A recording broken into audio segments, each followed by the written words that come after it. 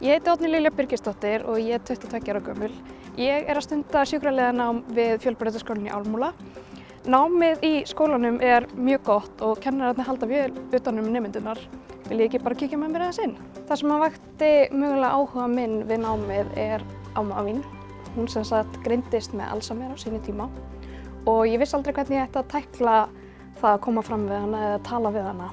Og svo árið 2020 þá byrjaði ég að vinna við hjúkrunar- og dvalarheimili á Hvolsvelli og eftir það þá hef ég alltaf hugsað til þess að ég hefði alltaf viljað byrja fyrr af því að þar lærði ég svo margt. Það sem kom mér mögulega mest á óvart við námið er hversu djúpt það er farið í mannslíkamann. Bara til dæmis eins og hjartakerfið og allt æðakerfið og það er bara, já, mjög skemmtilegt og svo er eins og verklegi áfanginn, hann er alveg mjög skemmtilegu líka. Þar fáum við að prófa allskyns hluti og við fáum að leika sjúklinga líka og tannbursta hvort annað og alls konar. Og hérna er ég til dæmis að taka blóðþrýstingsmælingu á henni og hún er bara mjög góð. Ef þú hefur áhuga á fjölbreyttu og skemmtilegu námi, kíktu þá á sjúkraliði.is.